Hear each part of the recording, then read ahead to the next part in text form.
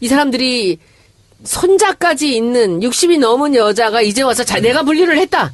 네. 내가 불륜이다. 나 쟤랑 불륜이야. 쟤는 나쁜 놈인데 내가 불륜이야. 이게 얼마나 웃기는 얘기입니까? 이게 웬만한 사람이라면 쉽지 않죠. 상식적인 사람이라면 누가 불륜이라고 해도 아니라고 펄펄 뛴다는데 그렇죠. 뛸 텐데 이런 식으로 박근혜 대통령과 그 변호인단과 그리고 이쪽에 자기 변호인단과 차은택까지 나서서 말을 맞춘 듯이 질이 나쁜 직업을 갖고 있던 남자와 내가 불륜이다라고 얘기를 하고 있잖아. 이거는 뭔가 큰 걸 가리고 있는 거예요. 다른 것들 얘기들 못 꺼내게 보지 못하게 이쪽으로 계속 이렇게 몰고 있는데 저는 느낌에 그렇습니다. 저는 뭐 법적인 거는 제가 잘 모르고 이 소송에 대해서 잘 모르지만 이것이 무슨 힘을 갖고 과연 이 소송의 결과에 영향을 미칠지는 모르겠으나 이렇게까지 이 사람들이 무식하게 국민들을 향해서 아니 그거는 그거밖에 없어서 그래요. 방법이. 그 방법이 그밖에 없고 지금 뭐 손소 변호사도 그렇고 저도 그렇고 종편 많이 나가지만 종편 패널들이 지금 손혜원이 분석한 걸 다 똑같이 했었어요. 그러니까 그 박 대통령 편을 든 게 아니고 왜 저들이 저렇게 하는지를 우리 다 얘기했다고 그건. 그리고 국민들이 그렇게 쉽게 넘어가지 않을 거예요. 또 특히 재판관들은 왜 이러는지 뻔히 알고 있기 때문에 이거 아마 거기에 영향이 없어요. 신경도 안 쓸 거예요 이거는. 제가 근데 오늘 이 얘기를 하면서 사람들이 이 얘기를 그대로 같이 이제 아주 쉽게 이렇게 풀어서 이해하기를 바랬고 이 얘기가 다시 안 나오기를 원했어요. 아마도 못할 거예요. 그러니까 박사모한테 논리를 제공하는 것이요, 그렇죠. 사실은. 그렇죠. 이렇게 얘기해라라고. 그렇지. 자, 그런데 문제는 이 재판이 최순실 재판이 어떻게 될 것 같냐 이건데 지금 최순실 1심 재판이 어느 정도 꽤 진행이 된 걸로 알고 있는데 네. 언제쯤 결론이 날까요? 글쎄요. 일단 그 구속 피고인이기 때문에 구속 기간을 최대한 하더라도 6개월입니다. 1심이. 6개월 동안에 그 판결 선고가 나지 않으면은 이제 일단 풀려나거든요. 따라서 6개월 내에 판결이 선고될 것으로 보이는데 이게 6개월이 언제인지 정확히 저도 잘 모르겠네요, 지금. 근데 아마도 6개월 전에 다 결론이 1심 판결이 선고될 것으로 그럼 뭐 헌재 보입니다. 판결이 먼저 나겠네요.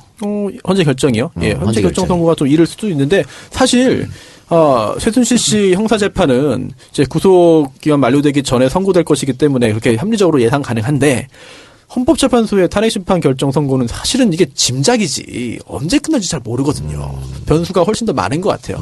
탄핵 사건이. 그리고 이번 뭐 최순실 재판에 고영태도 나와서 증언했지만 이성한 전 사무총장도 나와가지고 여러 가지 증언을 했어요. 그래서 뭐 최순실이 발끈해가지고 본인이 직접 신문도 했다는데. 제가 그 얘기 하나 해드릴게요. 예, 일단 좀 여쭤보고 그 피고인이 자기가 나와서 이렇게 막 할 수 있나요? 할 수 있죠. 네.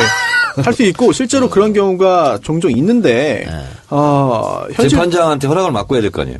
그렇죠. 예. 네. 이게 그 형사소송법 163조에 당사자의 참여권, 신문권 규정이 있어요. 그래서 1항에 검사, 피고인 또는 변호인은 증인신문에 참여할 수 있다는 규정이 있어서, 변호사를 변호인으로 선임해서 그 변호인이 물론 증인에게 증인신문을 하는 게 법리적으로 볼 때 훨씬 도움이 되잖아요. 예. 그런데 경우에 따라서는 그 변호사인 변호인이 하지 못한 부분 또는 안 한 부분에 대해서 피고인이 직접 증인에게 신문할 수는 있습니다. 그런데 문제는 증인신문이라는 게 증인한테 욕을 하고 증인을 비난하고 증인이 되게 나쁜 사람으로 보인다고 해서 성공하는 거는 굉장히 극히 미미하고요. 실제로 증인신문은 증인의 경험 사실, 즉 보고 들은 것을 물어서 그걸 확인하는 절차거든요. 그런데 최순실 씨가 고영태 증인에게 대해서 피고인이 직접 신문하면서 뭐 이제 공격도 하고 뭐 큰 소리 지렀다고 해가지고 그게 재판에 영향은 없을 거예요. 다만 믿을 수 없는 사람이다. 라고 한다면은 고영태의 그 증언 또 고영태가 했던 검찰에서의 어떤 그 참고인 진술의 신빙성은 떨어질 수 있겠습니다만 고영태 그렇게 성공을 해서 설령 그게 성공해서 고영태 씨의 증언과 고영태의 진술의 증명력이 내려간다 하더라도 다른 물증이 워낙 많아요. 예. 그래서 그게 이거 하나만으로 뭔가 결과가 바뀌지는 않을 것 같습니다. 이번에 뭐 이성한 사무총장이 또 녹취록 제공했고. 그렇습니다. 다 증거가 되는 거죠. 그럼요. 예. 예, 노승일 부장의 어떤 그 포스트잇 같은 것도 증거물이 최순실 씨가 되니까요. 진짜 궁금했나 봐. 뭐가요? 그 이성한 총장 만날 때 어떻게 핸드폰 녹음했냐고? 다 뺐고 다 했는데 도대체 뭘로 녹음한 거야? 그걸 어저께 알았잖아. 왜 어저께 재판장에서 궁금했던 거야 그게. 그것 때문에 잘 못 잡겠다. 어떤 줄 알은 거야. 녹음기 안에 있었어요. 그 핸드폰을 녹음한 게 아니라 녹음기로 네. 따로 사서 갖고 간 거지. 간단한 거 아닙니까? 그러니까 그걸 제가 이제 그 얘기를 해드릴게요. 예. 제가 이성한 씨를 만났거든요. 벌써 한 달 전에. 예. 만났는데 묵치 파일이 한 50개 정도 있대요. 50개가 있는데 이제 그 고수부지 얘기를 하더라고요. 고영태를 통해서 최순실이 만나자고 연락이 왔답니다. 근데 갔는데 그 고영태가 전화기를 내놓으라 그러더래요. 그래서 이제 얘가 워낙 녹취를 좀 하고 그러니까 서로 못 믿는 사이예요. 둘이 서로. 그러니까 내놓으라 그래서 그걸 줬는데 이제 얘가 그 작은 그 소형 녹음기를 갖고 다닌 거야, 애들. 그러니까 이것을 뺏을 줄 알고 주머니에다가 그 소형 녹음기를 갖고 있었던 거예요. 그래서 녹음을 했다고 그 녹취를 갖고 있다고 그러더라고요. 그런데 최순실은 이 전화기를 뺏었기 때문에 절대로 녹음은 못했다라고 생각을 한 거예요. 그런데 나는 궁금한 게 하나가 네. 어저께 같이 그 최순실이 고영태나 이성환이한테 그렇게 감정적으로 덤벼들고 한 것이 자기한테는 손해 아니에요? 근데 지금 이판사판인 것 같아요. 실제로 그 특검 나오면서도 그렇게 소리 지를 정도인데 지금 뭐 그냥 하고 싶은 대로 다 하는 것 같은데요. 누구도 통제 못하는 것 같습니다. 근데 그 상황을 참 이성한의 그 녹취록 50개 있다고 얘기했는데 그 검찰에 뭐 다 제출된 건 아니죠? 다는 아닌데 본인이 안 내나 뭐 없다 그러기도 하고 뭐 이렇게 있는데 아마 자기의 마지막 카드로 갖고 있었던 건데 그 중에서 이제 어저께 하나가 이제 까진 건데 조금 잘 모르겠는 사람이더라고요. 그분은.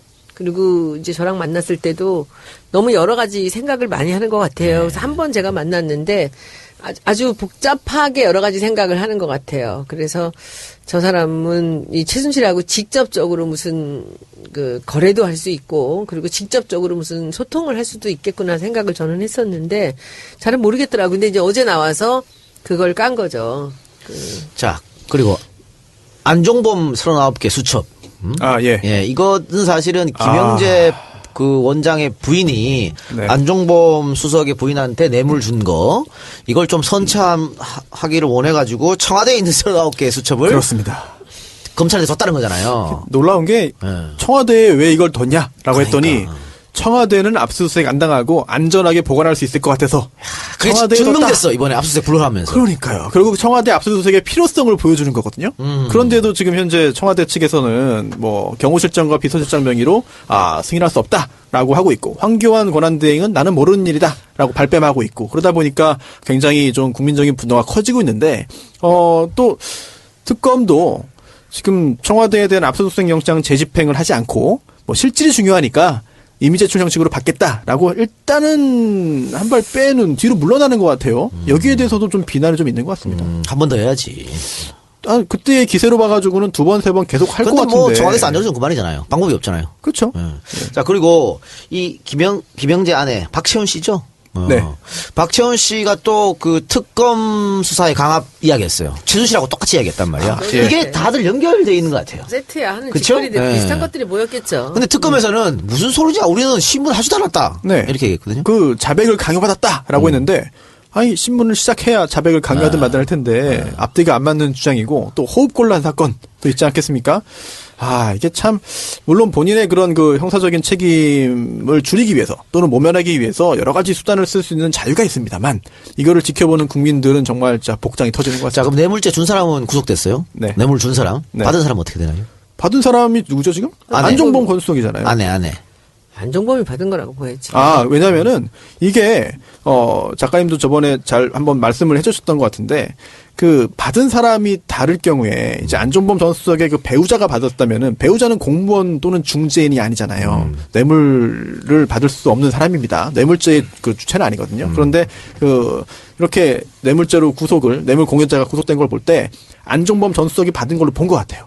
특히나 안종범 전 수석의 그런 녹취나 문자를 보면은 그 선물 덕분에 제가 점수 좀 땄습니다. 이런 걸 볼 때는 사실상 안종범 전 수석의 아내가 받았지만 안종범 전 수석이 받은 걸로 본 것 같습니다. 안종범이 받아서 아내한테 선물한 거야. 받아서 준 거예요. 아예. 그렇지, 받아서 준 걸로 본 거지. 그리고 또 그 공항 면세점에서 이렇게 아예 안종범 전 수석이 요청을 했다는 거예요. 수령하는 방법까지. 나는 전용기를 타고 왔다 갔다 하니까 면세점에서 못 산다. 그러니까 어떻게 좀 해달라. 그랬더니 박채윤 씨가 이제 그걸 준비해 나갔고, 그거를 이제 그 공항에 가서 받아왔다는 거거든요. 그 배우자 명의로. 그럼 안종범의 죄가 추가되는 걸로. 그럴 수 있죠. 그러면은 39건을 제출한 건 어떻게 보면 네. 검찰하고 딜한 거잖아요. 그렇죠. 이게 그렇죠. 가만 될까요? 가만히 될 수 있죠. 그리고 또 감안해줘야 돼, 이런 건. 네, 실제로도 그리고 재판부에서도 이게 다른 사건의 수사에 협조한 것이기 때문에 실제로 그 사건에 있어서 영향이 있는지는 재판부가 볼 것입니다만 그래도 검찰에서 그런 것에 대해서